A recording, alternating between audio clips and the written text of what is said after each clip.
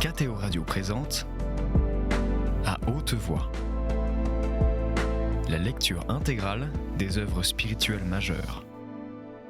Aujourd'hui, Le chemin de perfection de Thérèse d'Avila.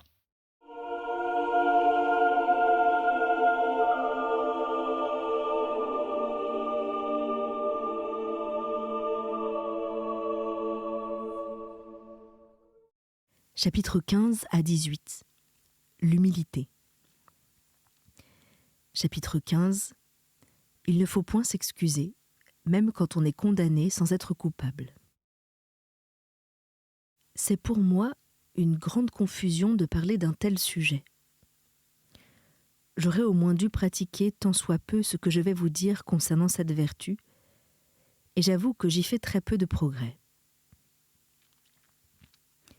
Jamais je ne manque de quelques raisons pour me persuader qu'il est mieux de m'excuser. Quelquefois, je le sais, cela est permis, et ce serait mal de l'omettre. Mais je n'ai pas la discrétion, ou pour mieux dire, l'humilité qui me serait nécessaire pour faire ce discernement. Oui, il faut être véritablement humble pour se voir condamné sans être coupable, et se taire. On imite alors de bien près notre Seigneur qui a pris sur lui toutes nos fautes. Je vous en conjure, adonnez-vous de tout votre cœur à cette pratique, parce qu'elle a les plus précieux avantages. Tandis que je n'en vois aucun à nous disculper, aucun, dis-je, si ce n'est en certaines circonstances où l'on pourrait causer de la peine et du scandale, en ne déclarant pas la vérité. Celui qui aura plus de discrétion que j'en ai, verra aisément quand il est convenable de parler. Il est très important, à mon avis, de s'exercer dans cette vertu, en d'autres termes, de tâcher d'obtenir de notre Seigneur la véritable humilité qui en est la source. En effet, celui qui est véritablement humble doit désirer sincèrement d'être méprisé, persécuté et condamné sans sujet, même en des choses graves. S'il veut imiter notre Seigneur, en quoi le peut-il mieux ?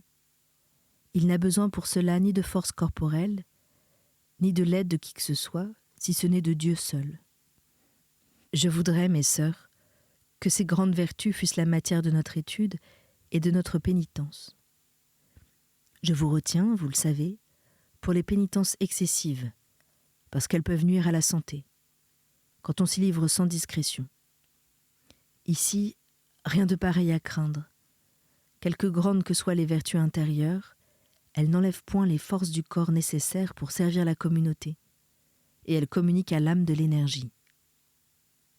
Comme je vous l'ai dit autrefois, prenez d'abord l'habitude de vous vaincre dans les plus petites choses, et vous vous rendrez capable de remporter la victoire dans les grandes. Quant à moi, jamais je n'ai eu l'occasion de faire cette épreuve en des choses de conséquence. Jamais je n'ai ouï dire du mal de moi qui ne fût manifestement au-dessous de la vérité. Et si j'étais innocente de ce dont on m'accusait, j'étais coupable de tant d'autres fautes envers Dieu, qu'il me semblait que c'était me faire une grande grâce de ne point les dire. J'ajoute que j'ai toujours aimé mieux être blâmée de fautes supposées que de mes fautes réelles. Il sert beaucoup pour acquérir cette vertu de méditer les précieux avantages qu'elle nous procure de toute manière, et comment, tout bien considéré, jamais on ne nous condamne sans que nous ayons des fautes à nous reprocher. Hélas, nous en sommes toujours remplis. Le juste tombe 7 fois par jour, et ce serait mentir que de nous dire sans péché. Ainsi, lors même que nous sommes injustement accusés sur un point, jamais en réalité nous ne sommes entièrement exempts de fautes, comme l'était le bon Jésus. Ô mon Seigneur, quand je considère combien vous avez souffert sans l'avoir mérité en rien, je ne comprends plus, je ne sais plus où j'avais l'esprit lorsque je ne désirais pas souffrir. Je ne sais maintenant encore comment il est possible que je m'excuse. Vous n'ignorez pas, ô mon souverain bien, que s'il y a quelque chose de bon en moi, c'est un don qui me vient uniquement de vos mains. Qu'est-ce qui vous détermine, Seigneur, à donner moins ou à donner plus, si vous avez égard au mérite ou au démérite, n'étais-je pas indigne des faveurs que vous m'avez déjà faites ? Quoi, je pourrais désirer que quelqu'un pensât favorablement d'une créature aussi mauvaise que moi, après que l'on a dit tant de mal de vous, qui êtes le bien suprême ? Non, non, mon Dieu, cela ne peut se souffrir. Et vous, ne souffrez point qu'il y ait jamais en votre servante rien qui déplaise à vos yeux.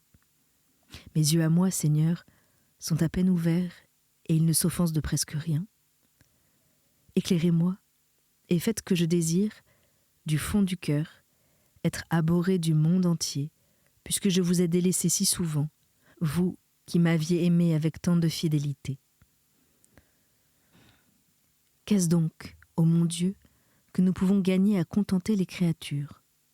Et quand elles nous condamneraient toutes, qu'avons-nous de plus ou de moins si nous sommes innocentes aux yeux du Seigneur ?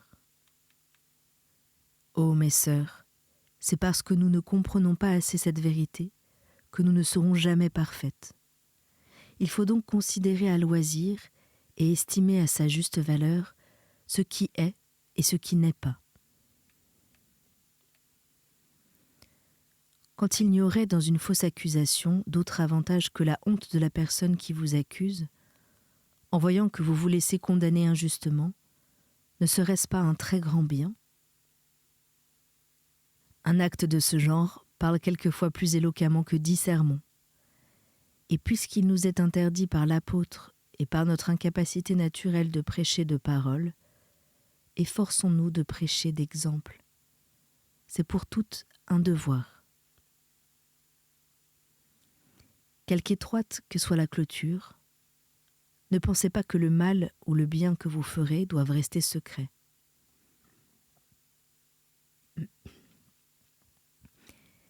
Et parce que vous ne vous excusez point, gardez-vous bien de croire, mes filles, que vous deviez rester sans défenseur. Voyez comment notre Seigneur prit la parole en faveur de Madeleine, soit dans la maison du pharisien, soit lorsque sa sœur Marthe l'accusait devant lui. Il n'usera pas devant vous de la rigueur dont il usa envers lui-même, car il ne permit au bon larron de prendre sa défense que lorsqu'il était attaché à la croix. Ainsi le divin Maître suscitera quelqu'un pour vous défendre, et quand il ne le fera pas, c'est qu'il n'y en aura aucune nécessité. J'ai moi-même l'expérience de ce que je vous dis, et rien n'est plus véritable. Toutefois, je désire que cet espoir de trouver des défenseurs ne soit pas le motif qui vous détermine à la pratique d'une si belle vertu. Je souhaite qu'au fond de votre cœur, vous ayez de la joie de n'être point justifié. Vous verrez avec le temps les admirables progrès que l'on fait en marchant par cette voie. On acquiert la liberté d'esprit et cette heureuse indifférence sur tout ce qu'on peut dire de nous, soit en bien, soit en mal, l'âme n'en étant pas plus touchée que s'il était question d'une personne étrangère. De même qu'il ne nous vient point à l'esprit de répondre à 2 personnes qui s'entretiennent ensemble, parce que ce n'est pas à nous qu'elles s'adressent. De même, ayant pris la salutaire habitude de nous taire dans les occasions où nous sommes injustement accusés, il nous semblera que ce n'est point à nous qu'on parle. Ceci paraîtra impraticable aux âmes très sensibles et peu mortifiées. Dans les commencements, la pratique, je l'avoue, en est difficile. Mais je sais qu'avec la grâce de Dieu, on peut obtenir cette liberté, cette abnégation et ce détachement de soi-même. Ancien chapitre 16 du manuscrit de Valladolid. Le manuscrit de Valladolid permet de constater ici la suppression de 4 pages déchirées, formant le chapitre 17. Comme elle manque aussi dans 2 copies de ce manuscrit, signées par la Sainte, on croit que cette suppression est l'œuvre de la Sainte elle-même. Voici la traduction de ces pages, telles qu'elles existent dans le manuscrit de l'Escurial. Ne vous figurez pas que tout cela soit grand-chose. Je n'ai fait que préparer le jeu, comme on a dit. Vous m'avez prié de vous expliquer le moyen de parvenir à l'oraison. Je n'en connais point d'autre que ces vertus dont je vous ai parlé, bien que Dieu ne m'ait pas conduite par ce chemin, où je n'ai pas, semble-t-il, encore mis le pied. Soyez donc persuadés que celui qui n'entend rien à disposer les pièces du jeu d'échecs sera un mauvais joueur. S'il ne sait pas faire échec, il ne saura pas faire maths. Vous allez me blâmer de parler de jeu dans une maison où le jeu est inconnu et même interdit. Vous voyez par là quelle mère Dieu vous a donnée, puisqu'elle a appris cette futilité. On dit pourtant que ce jeu est quelquefois permis. Combien il le sera donc pour nous, et comme il nous mènera vite par l'exercice à faire maths au divin roi, qui ne pourra dès lors ni voudra nous échapper des mains. La dame est la pièce qui peut faire le plus contre lui, bien que les autres pièces concourent au même effort. Or, il n'y a pas de dame qui l'amène à se rendre comme l'humilité. C'est elle qui l'attira du ciel dans le sein de la Vierge. Par elle aussi, nous l'attirerons nous-mêmes, et sans qu'il résiste dans nos âmes. Tenez ceci pour certain. On possède plus ou moins Dieu, suivant qu'on a plus ou moins d'humilité. Car je ne comprends pas qu'il y ait jamais d'humilité sans amour, ou amour sans humilité. Et ces deux vertus ne vont jamais non plus sans un absolu détachement des créatures. Vous me demandez, mes filles, pourquoi je vous parle de vertu, alors que vous possédez assez de livres sur cette matière et que vous attendez seulement quelque chose sur la contemplation. Je réponds que si vous aviez voulu quelques mots sur la méditation, j'aurais pu y consentir et vous la conseiller à toutes, bien que vous n'ayez pas encore des vertus. La méditation, en effet, nous aide à les obtenir toutes. C'est un exercice auquel un chrétien doit à tout prix se résoudre, et il n'est personne, pour perdu qu'il soit, qui doive en négliger la pratique, quand Dieu lui en donne l'idée. J'ai déjà écrit ailleurs sur ce sujet. Beaucoup d'autres l'ont fait aussi, qui savent ce qu'ils écrivent, car pour mon compte, je l'ignore certainement, Dieu le sait. Mais la contemplation est autre chose, mes filles, car voici ce qui nous trompe tous. Dès que quelqu'un prend chaque jour un certain temps pour penser à ses péchés, considération qu'il est tenu de faire, s'il n'est pas seulement chrétien de nom, aussitôt l'on dit « voilà un grand contemplatif », et lui-même élève encore plus haut ses prétentions. Erreur fondamentale. Il n'a pas su disposer les pièces de son jeu. Il pensait que c'était assez de les connaître pour faire maths. Mais ce roi ne se livre qu'à ceux qui se donnent entièrement à lui.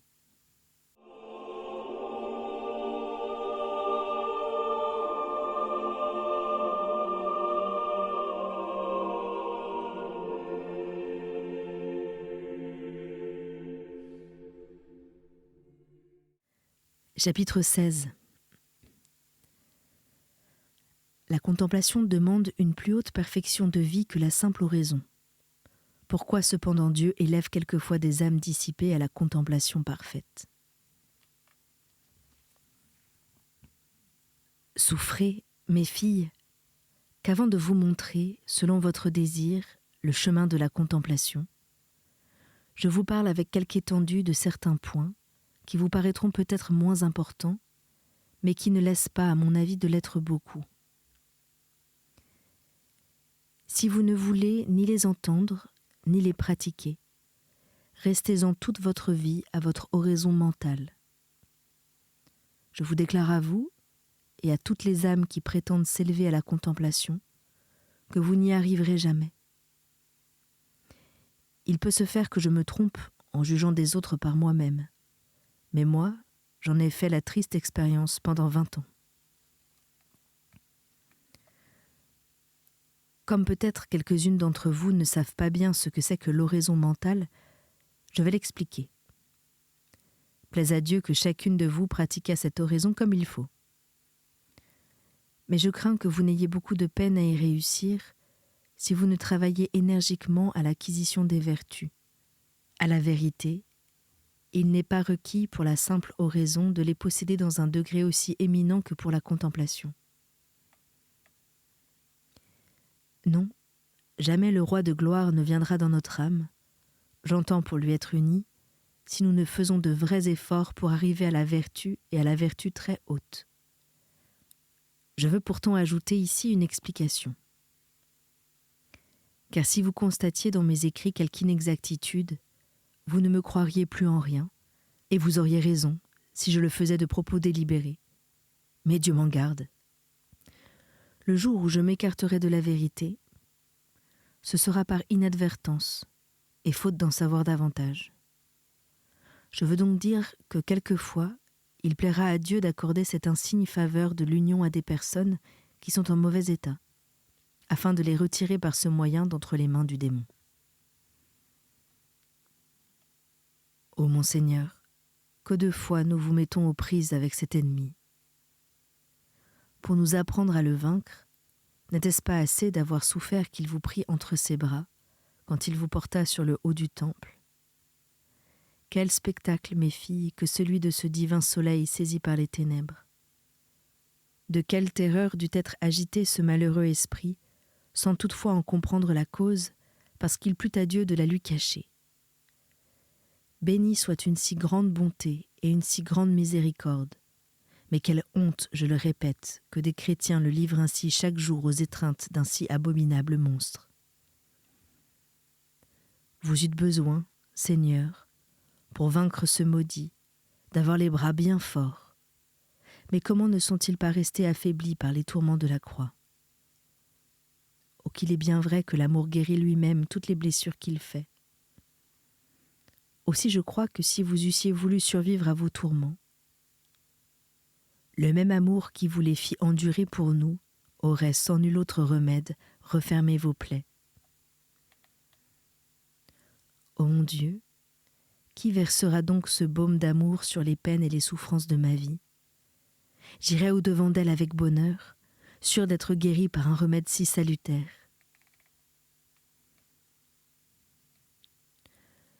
Je reviens à ce que je disais.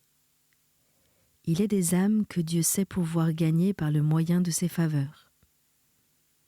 Quoiqu'il les voie entièrement perdues, il ne veut rien négliger pour les faire revenir à lui.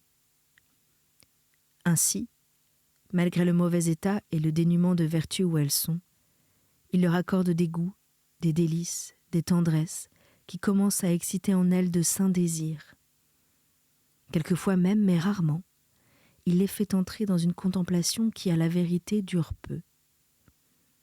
Il en use ainsi, comme j'ai dit, pour constater si, au moyen de ses faveurs, elles voudront se mettre en état de recevoir souvent ses visites. Si elles ne s'y disposent pas, qu'elles me pardonnent de le leur dire, ou plutôt daignez vous-même nous le pardonner, Seigneur. C'est un bien grand mal que le contraste d'un Dieu qui va ainsi vers les âmes, et des âmes qui se détournent de Dieu pour s'attacher aux choses de la terre.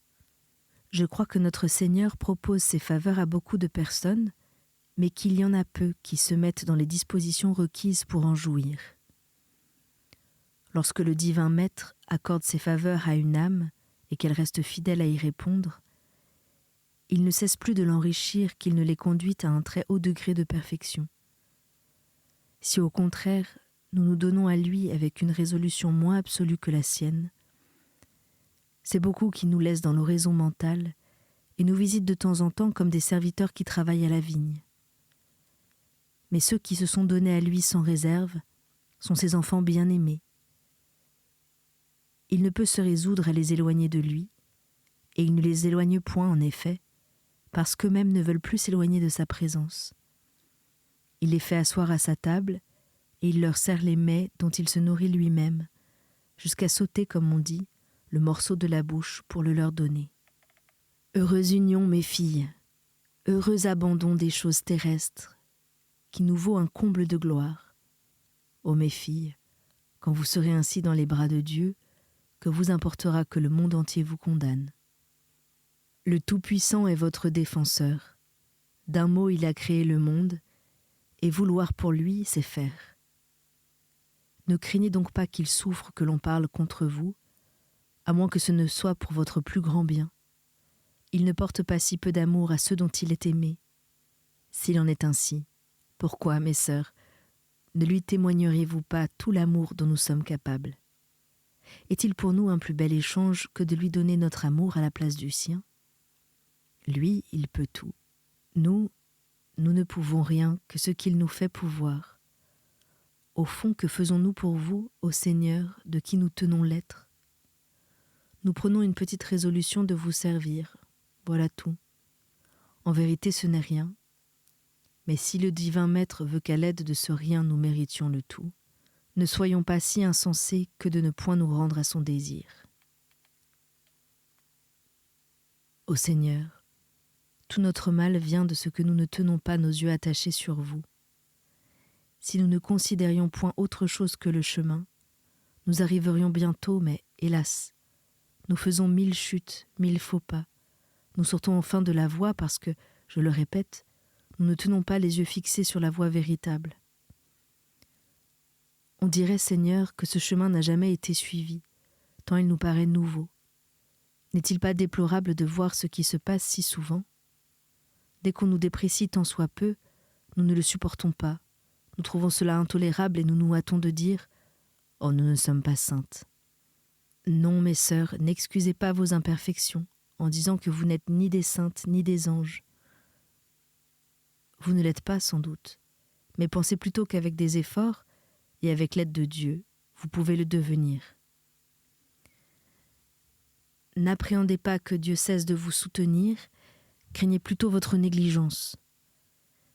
Puisque nous n'avons pas eu d'autre dessein en venant ici que de nous sanctifier, mettons la main à l'œuvre, croyons qu'il n'y a rien de si parfait dans le service de Dieu que nous ne devions nous promettre de l'accomplir avec son secours.